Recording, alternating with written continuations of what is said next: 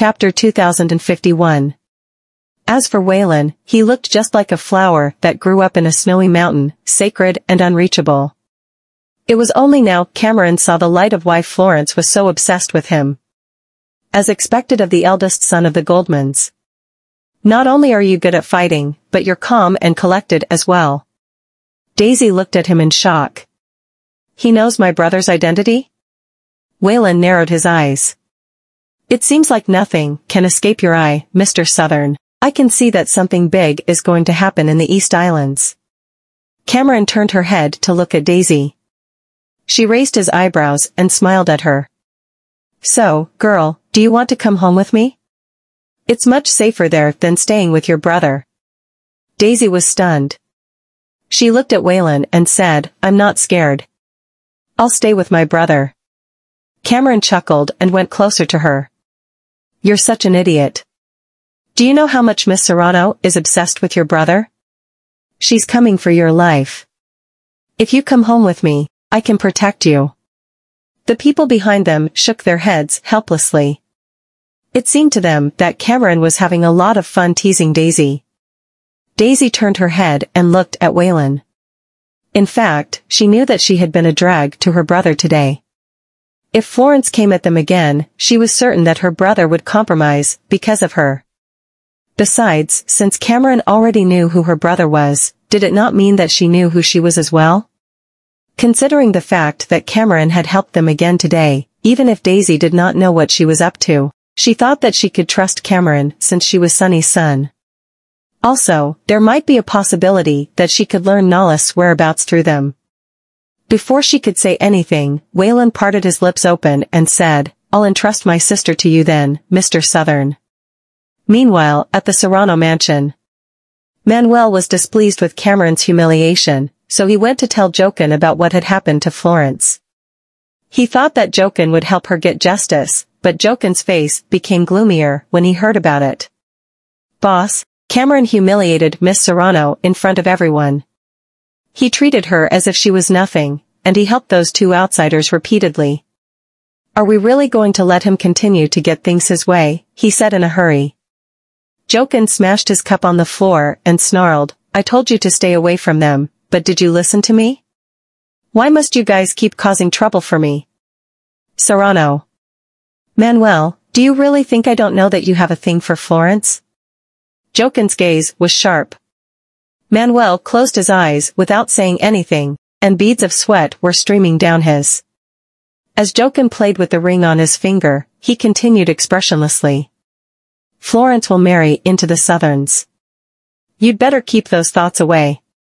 After Manuel left the study room, another bodyguard rushed up to him and reported, Boss, this is bad.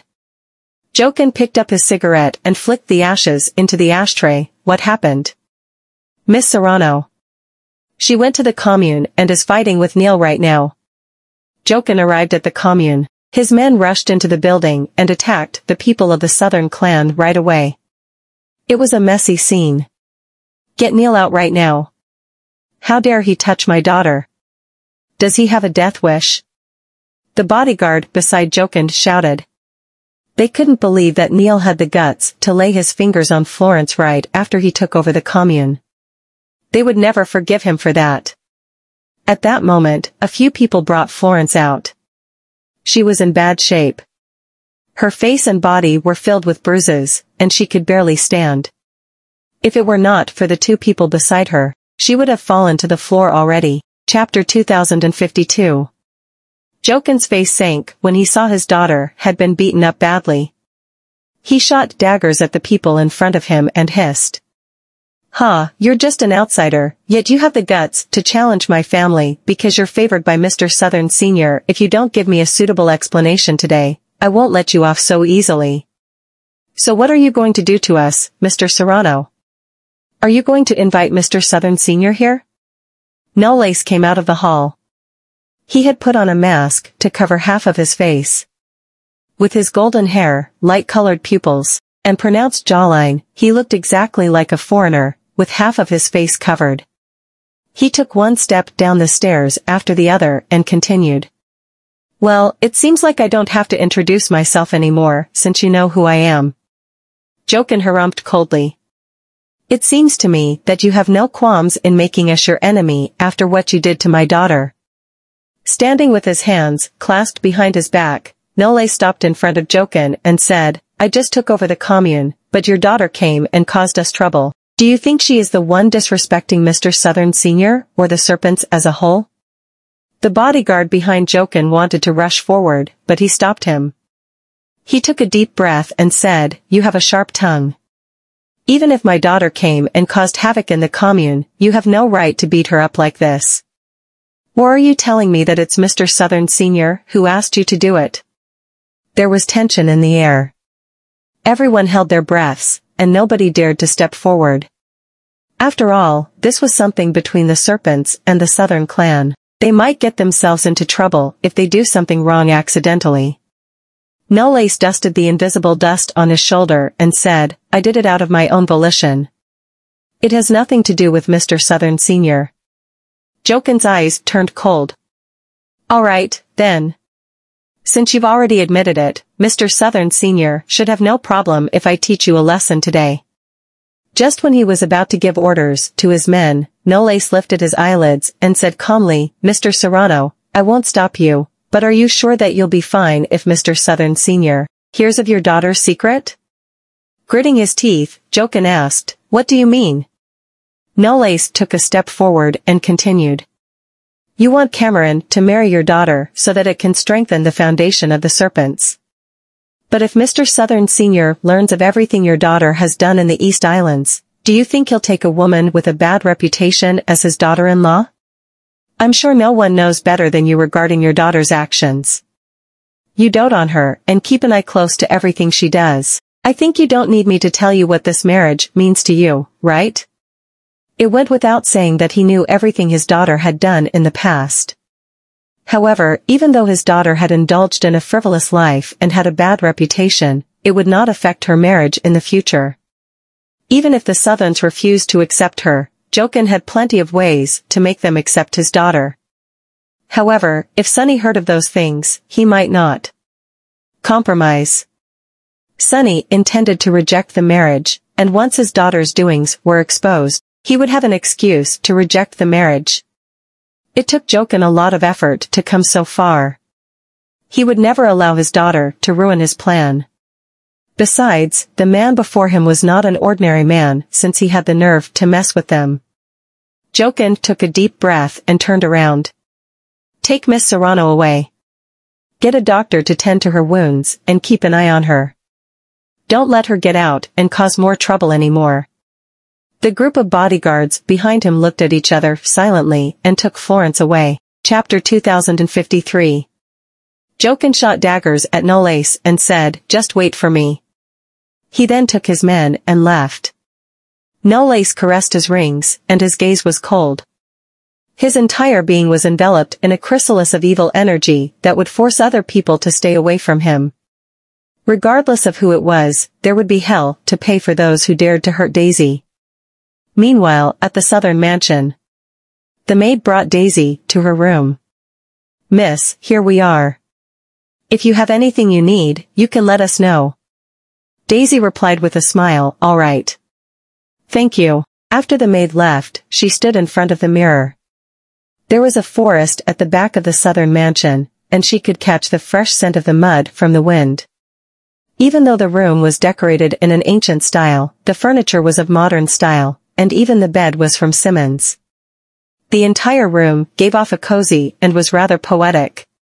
How do you feel about the room? She turned her head around and saw Cameron standing by the door with her arms crossed in front of her chest.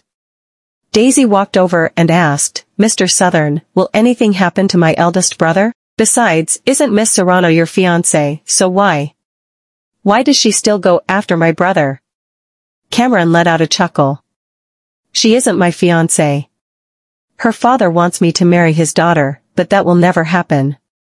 As for your brother, you don't have to worry about him at all. He's pretty good at combat, so they won't be able to do anything to him for the time being. You can stay here with a calm mind. Just when Cameron was about to leave, she stopped him. Can you tell me where Nolace is? Cameron was stunned. After a short while, she looked at Daisy and met her expectant gaze. She rolled her eyes around her sockets and replied, "Who is Knowles?" Daisy was dumbfounded. "Why, you don't know him." "But didn't Wayland say he's the one who saved Knowles?" "There is no use for him to lie to me. I've saved many people. If you describe their appearance, I might know who it is, but I can't remember names. Of course, it'd be best if you could show me his photo." Cameron waved her hand and disappeared into the other side of the corridor. Daisy lowered her head and stood there for a long while. Cameron came downstairs, and the butler asked, "Sir, who is that girl?" "She's our guest," she replied. "She's our revered guest. Make sure no one slights her." The butler nodded without asking anything. After all, he was certain that Daisy was someone trustworthy. Otherwise, Cameron wouldn't have taken her back. It was just that he wondered where the girl came from. Several days later, the Southerns learned that Florence had been admitted to the hospital. They heard that she was badly beaten up by Neil after she went to cause havoc in the commune. Jochen tried to stand up for her, but to no avail. However, Cameron knew better than anyone else whether Florence had gotten beaten up because she was acting unreasonably or it was because of something else. She was just not happy because Cameron had helped those two outsiders and ruined her plan. However, she was no match for him. Therefore, she shifted her attention to Knowles, trying to vent her spleen on him. Little did she expect that Neil was more ruthless than she could imagine. He did not care if she was a woman and beat her up badly. That being said, Cameron knew Knowles had done this for his wife. Yuzu Villa was the largest restaurant in the Southern clan's territory. It was also an antique auction house. Sonny was sitting inside a private room on the second floor. He was holding a cup in his hand, and he seemed delighted. "It seems like Neil can do more than I expected. Jochen could do nothing about it, even though his daughter was badly beaten up. I was right about him." The middle-aged man sitting opposite Sonny was Damien Wald, the owner of Yuzu Villa. Damien was considered a rich businessman in the East Islands. Yuzu Villa and the Novum Draken downtown belonged to him. He was neutral in the confrontation between the Southerns and Fabio. Chapter 2054. However, Damien was a closer friend to Sonny than to Fabio. Damien had heard that Cameron had brought an outsider back to the East Islands. That outsider had a special identity, and Sonny ordered him to take over the commune. Damien was well aware of these. He took a sip from the tea and asked, "Is Neil not worried that he's pushing Jochen too hard?" "You're the one who appointed him to take over the commune, and by doing this, he will only make Jochen more frustrated with you." Sonny put down his cup and said calmly, "If he wants to rebel against me, he'll do it sooner or later. He's just looking for a breakthrough that will allow him to pull out without hurting himself." Damien touched the gold watch on his wrist and continued. "Although Fabio is willing to provide benefits to Jochen, we can see that he doesn't trust him entirely since he's still hesitating. The reason Fabio is so anxious to get so many people on his side and monopolize the underworld is to make himself the king in Aura. The more power he gets, the further he can extend his influence. Once he gets what he wants, the business world in North Ancona and Eurasia will be his. Unfortunately, he's too anxious and won't get everything his way." Sonny harumphed. Damien looked at him and continued. "But you need to tell Neil to watch out for himself. Jochen is already looking into his background. I believe that Fabio will learn about him very soon." Sonny had already anticipated this and smiled. "Don't worry. I've got everything planned out." Both of them stayed in the private room for an hour before leaving. When Sonny arrived at the door, a waiter approached him and slipped a note into his hand. "Mr. Southern Sr., someone asked me to give you this." Sonny opened the note and took a look at it. He folded it again and said to the waiter, "Bring me there." The waiter led him to a private room in the hall. Once he pushed the door open, Wayland rose to his feet and said, "Mr. Southern Sr., we've finally met." Florence was hospitalized for 3 days before she barely recovered. When she saw the scars at the tips of her eyes, she threw the mirror on the floor. Manuel pushed the door and came in. "Miss Serrano." Florence pushed everything on the table to the floor, making a mess of the room. "I've lived for so long, and no one ever had the guts to hit me. Yet, my father didn't even help me." She was nearly disfigured, yet her father wanted her to forget everything about it. How was there any possibility she could forget about it? Manuel clenched his fists tightly. He knew why Jochen did not want to help her. He did not want to fall out with the Southern clan, but the Southerns had gone too far this time. Jochen could swallow the humiliation, but he could not. He walked up to Florence. "Miss Serrano, I'll help you." "How can you help me?"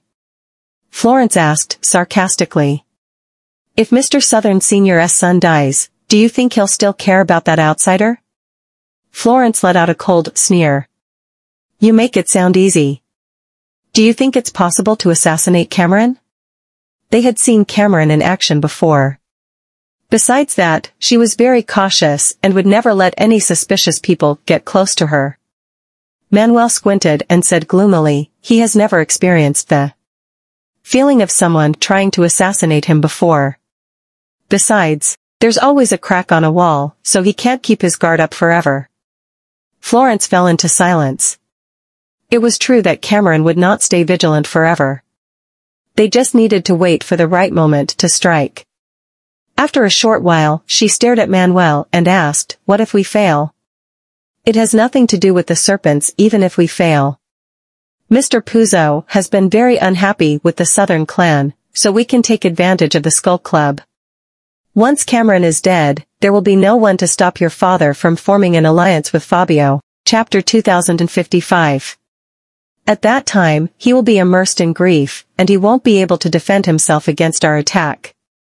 Florence let out a laugh, and a hint of anticipation crossed her eyes.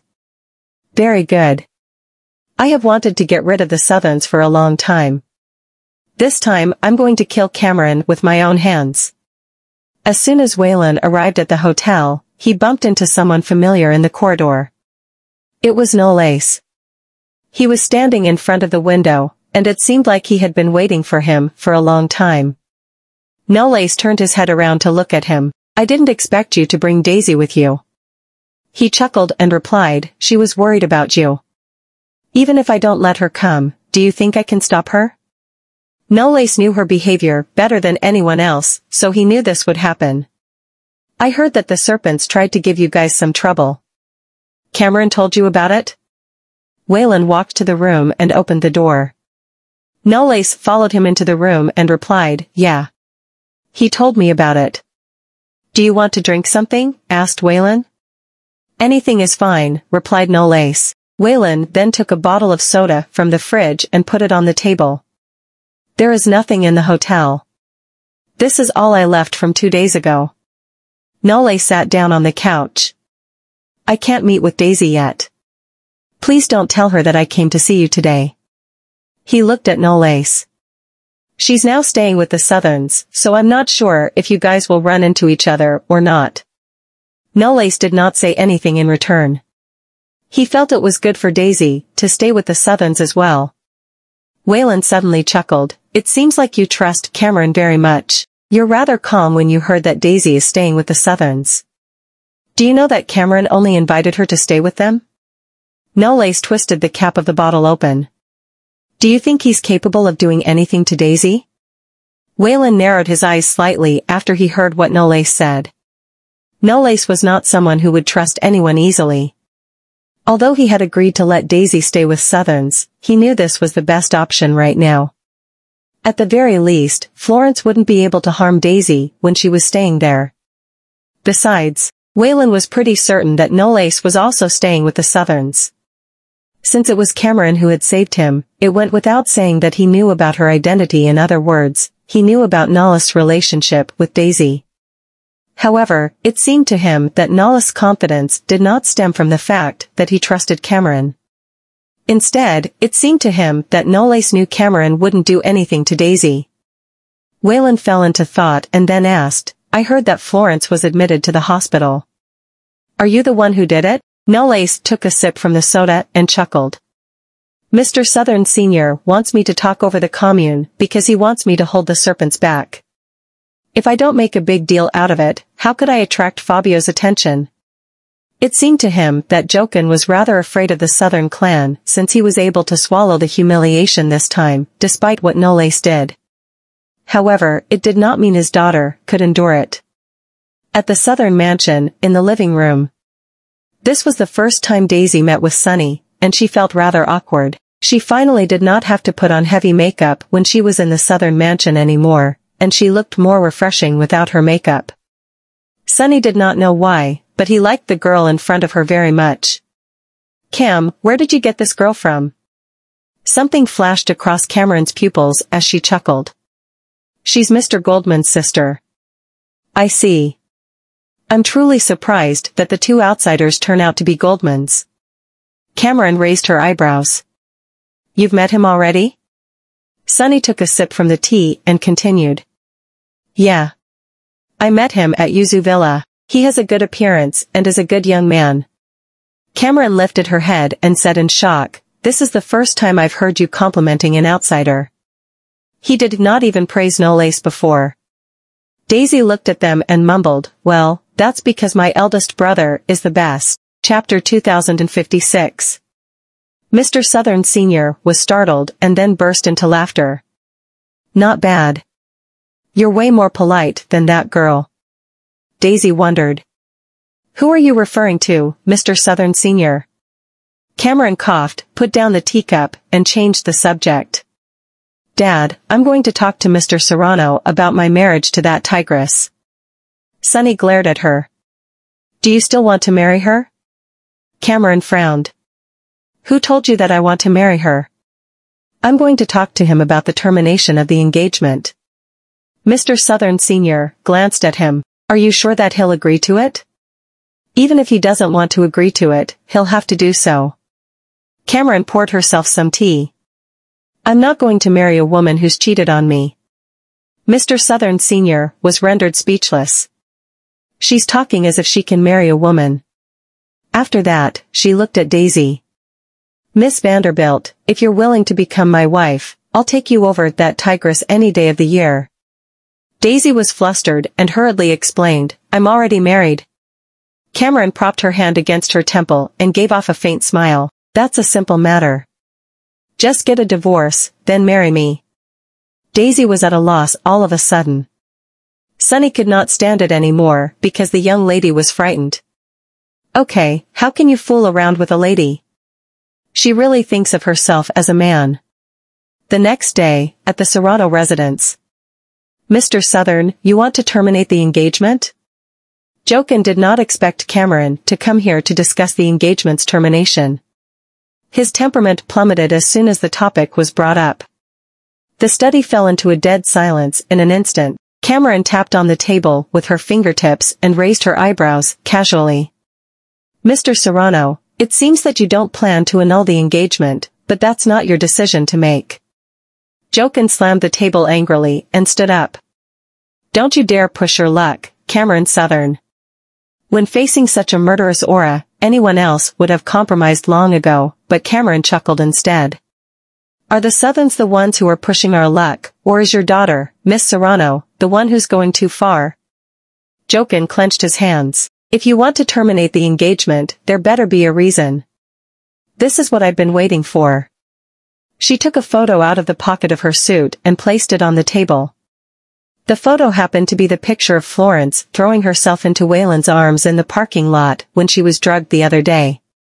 Cameron slid the photo to Jochen. "If this photo were to be leaked out, what would others think of your daughter, and what would the people think of the Southerns? You can use my grandfather's agreement with your father to get my father to compromise, but if this photo were to get into my father's possession, do you think he would let his only son marry your promiscuous daughter?" Jochen was annoyed. "Are you threatening me?" She picked up the photo and restrained her smirk. "How could I threaten you? You're an elder to me. I'm trying to preserve your family's reputation here. As long as you agree to annul the engagement, you can always pretend that I haven't been here today." But if you don't agree to it, consider the close-knitted relationship that your father and the Southerns accumulated over the years discarded. This warning triggered an alarm in Jokin's heart. He even began to suspect that Cameron did not only possess evidence of his daughter's secret affairs, but also of the Serpent's grand scheme. Mr. Southern Sr. has always tried to preserve his acquaintance's reputation when it comes to dealing with sensitive issues. If that were not his final resort, he wouldn't take the initiative to fall out with the other party. No matter how close the friendship between our fathers was, it wouldn't stand a chance against such a challenge. We've been waiting for the Southerns to make a move so that they would provide us with the opportunity to fight back. However, I can be sure that the Southerns are also waiting for us to mess something up in order for them to fall out with us ruthlessly. Jokin was in a dilemma at this moment. If he were to fall out with the Southerns now and act too hastily, that would show their eagerness to side with Fabio, and the Southerns would not let them off so easily if they were to find out about that. After all, he still could not be sure whether Fabio would really help them go against the Southerns and the Southern clan willingly. Chapter 2057. All humans were known to be selfish. If he were to force the other party into a corner, he would leave himself with little room to maneuver. It would only backfire if he was too eager to see immediate success. Jokin was not an idiot, and this was not the time for him to act too obviously. Since you don't like Florence, I won't force you to accept the marriage arrangement. Jokin lifted his gaze. However, the Southerns should still provide me with an explanation on the incident where Neil Beck made a move on my daughter, shouldn't you? Cameron fiddled with the empty teacup on the table. It's not difficult for us to explain that, but Miss Serrano is the one who created a stir at the hall, so shouldn't she be the one who apologizes first? Jokin was slightly displeased. It's Florence's fault for making a scene at the hall, and she can apologize for that, but isn't that too intentional for him to beat her up to that extent? She asked him in return, if someone were to cause trouble at the Serpent's event, would you let that person leave the scene unscathed? Jokin choked on his own words and could not utter a single word. Cameron stood up slowly. Why don't we each take a step back? I'll apologize to Miss Serrano on Neil's behalf, and Miss Serrano can come to us to deliver her apology personally when she gets discharged from the hospital. What do you think? Jokin agreed to the suggestion. Cameron burned the photo on the spot until it completely turned to ashes. Then I'll also keep my word. She walked out of the Serrano residence, and the female bodyguard was waiting for her in front of the car. Mr. Southern, is everything resolved? She got into the car and said, Jokin is quite smart. You can consider the marriage arrangement dissolved. The female bodyguard looked back at her. But Miss Serrano has suffered quite a huge grievance, so she might not be willing to compromise. Cameron looked out the window. It doesn't matter. Jokin has been a smart man for most of his life, but he's destined to be ruined by his brainless daughter. There's no need for our Southern clan to take action, and the Serpents will also go down in flames someday in the future because of Florence. She retracted her gaze from the scenery outside of the car. Get someone to pick a gift and bring it to the hospital to brighten up her day. The female bodyguard was a little confused. Why would you send her a gift? Cameron smirked. She's such an arrogant and presumptuous lady. If I send her a gift to express my apology at this time, she'll think that we've chosen to compromise. When Jokin asks her to apologize on the day she's discharged from the hospital, do you think she'll do so willingly?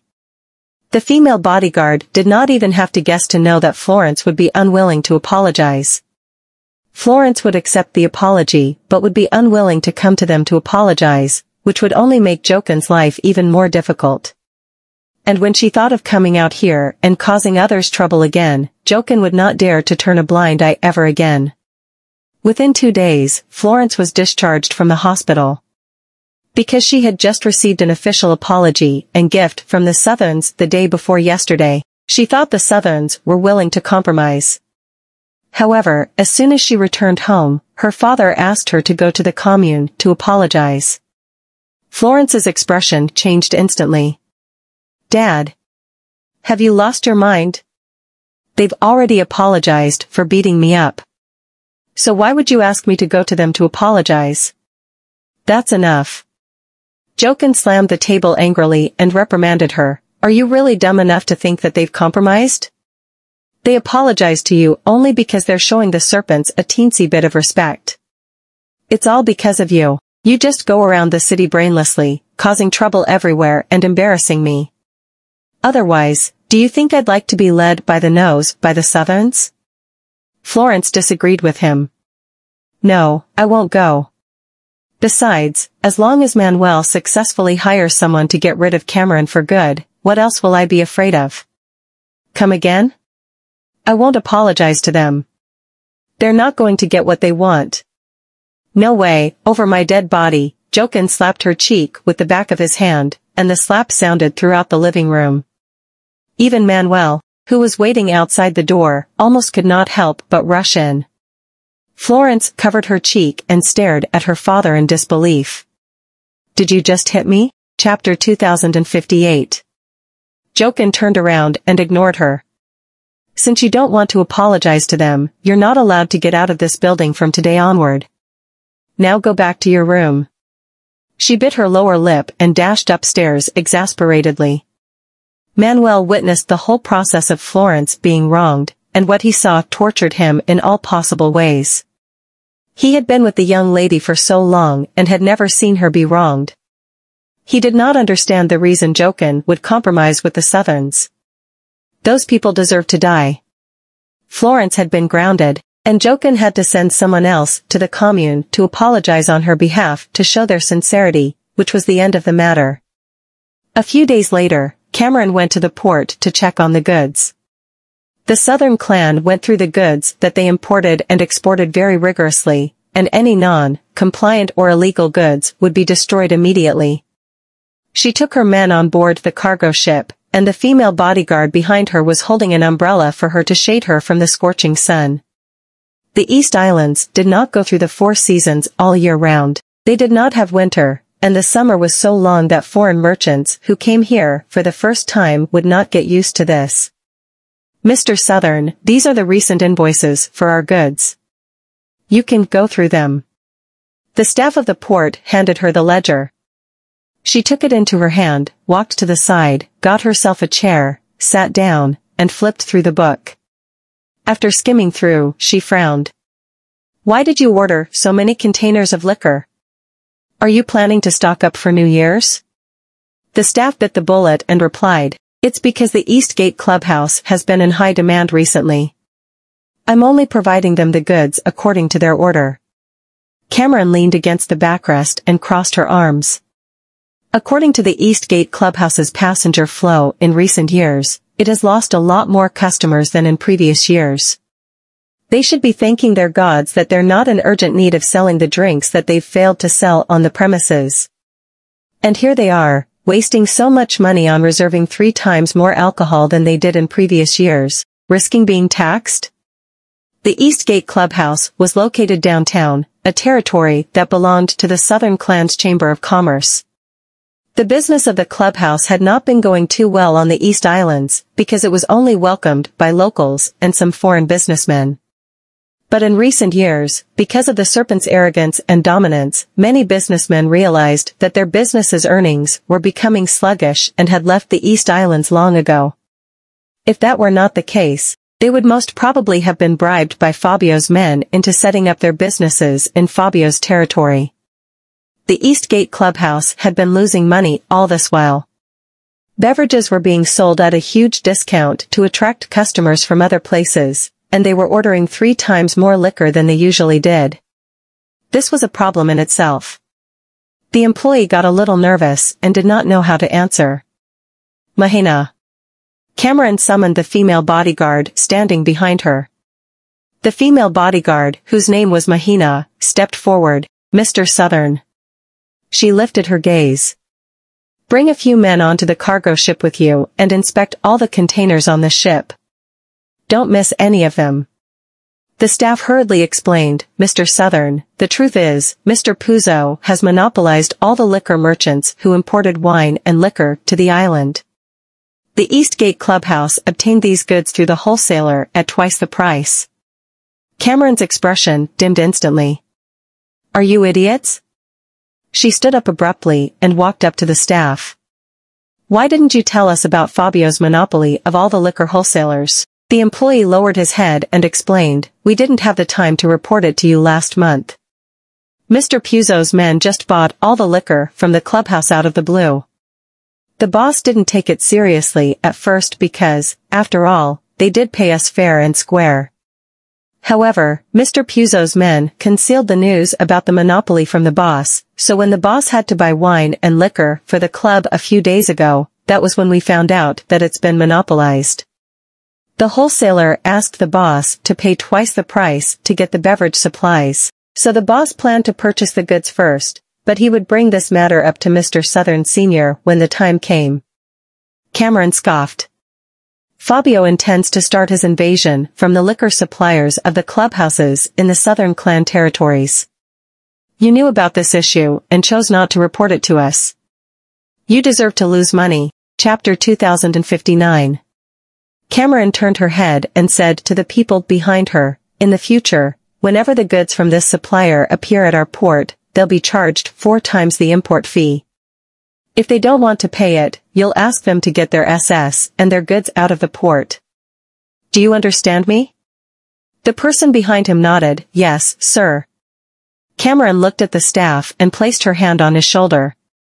He trembled from head to toe and did not dare to speak. Contact the owner of the Eastgate Clubhouse.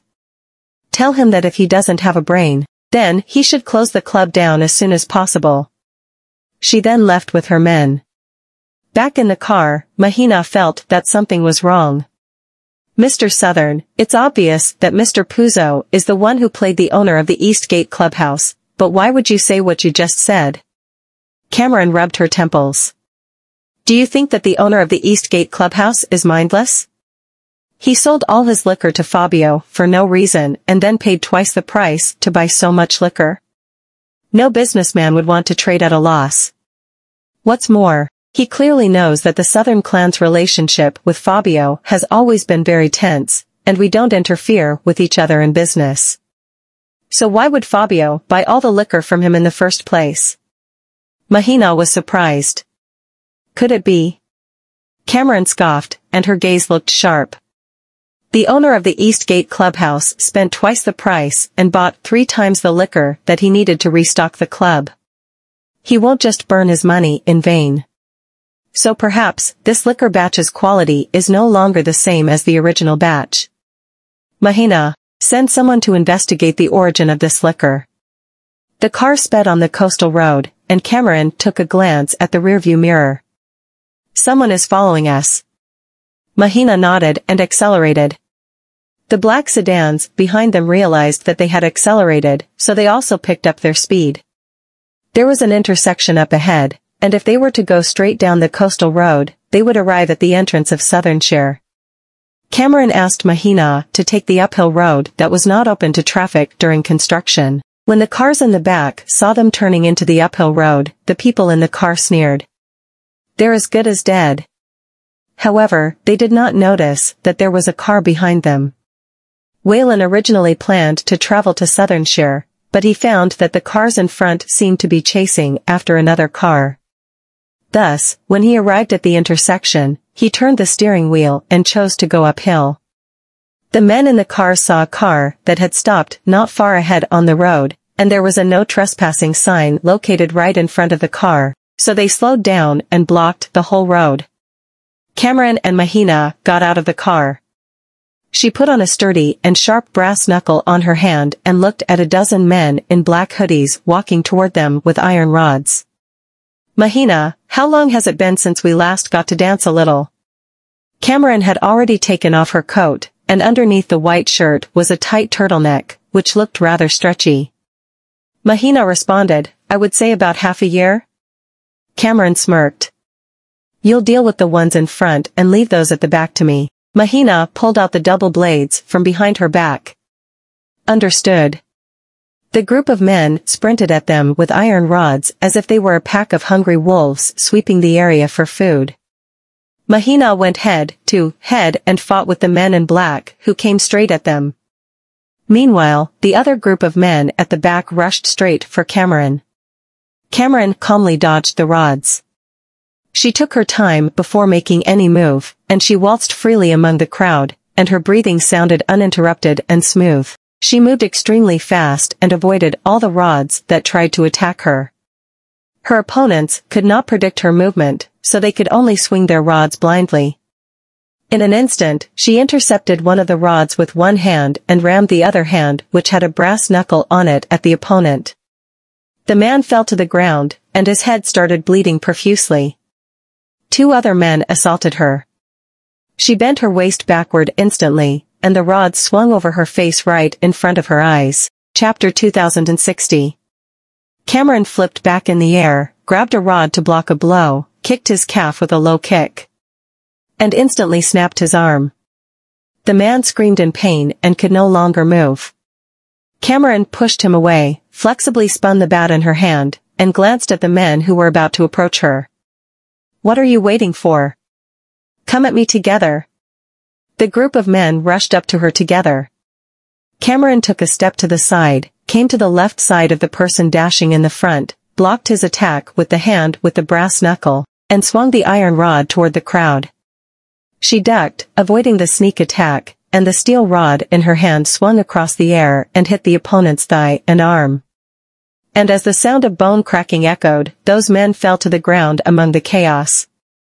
The 2 of them fought their way through the middle of the group of goons, and all the seriously injured men in black fell to the ground and could no longer get back up.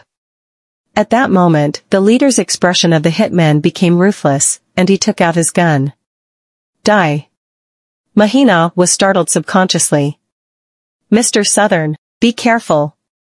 An ear-piercing gunshot penetrated through the silent air. The bullet whizzed past Cameron's ear. It was only less than an inch away from a headshot. When the man took the shot, he was assaulted by someone from behind. Cameron saw that the person who attacked him was Waylon. Waylon quickly subdued him to the ground, grabbed his arm, and folded it backward. The man was sweating in pain, gasping for breath. The gun had long since fallen from his palm, and Waylon stepped on him. "The Southern clan don't seem to allow their men to carry guns. So you must be from the Puzo faction?" The man's hand was about to be dislocated, but he resisted the severe pain and gnashed his teeth. "It doesn't matter who we are." Waylon exerted force, and the man's arm was immediately dislocated from the shoulder. The man roared and fell to the ground, clutching his immobile hand. The rest of the men had been dealt with and were all so seriously injured that they could no longer keep their feet under their bodies. Cameron walked toward the man, poked the iron rod in her hand on his shoulder, and gave off a ferocious chuckle. "Interesting, you actually brought a gun along with you from the very beginning, only to wait for us to get all busy before you ambush us from behind. If it weren't for the eldest son of the Goldmans, then I guess this would be it for me. I really didn't expect that. They brought so many men here not to kill me, but to divert my attention away from the gun that would kill me. After all, a bullet's speed will always be faster than that of any cold weapon. No matter how competent and speedy I am, I'll definitely be shot in the end." She lifted the man's chin with the iron rod. "Fabio isn't this simple-minded that he'd order you to come to the Southern clan's territory to ambush me. Now talk." Cold beads of sweat were oozing out of the man's forehead and rolling down his face. His face was already as pale as death, but he refused to utter a single word. "So you want to keep this a secret and bring it down to hell with you?" Cameron laughed, straightened her posture, and stretched out her hand toward Waylon. "Give me the gun." Waylon narrowed his eyes. "Mr. Southern, are you planning to kill someone here today?" Cameron asserted word by word. "Killing him would only stain my hands." Waylon handed her the gun. She loaded it, aimed it at the man's leg and arm, and fired 2 shots. The excruciating pain made the man roar until his voice turned hoarse, and his arms and legs were barely recognizable due to all the blood. The man then passed out because of the pain. Cameron threw the gun that had run out of bullets away, took out a handkerchief, and wiped her fingers with an unchanged expression. Throw this man back to Fabio's. Whether he'll survive depends solely on his fate. Mahina hesitated. Cameron stared at her. What's the problem? She whispered, I can't carry him alone. Cameron glanced at Waylon. Isn't he manpower?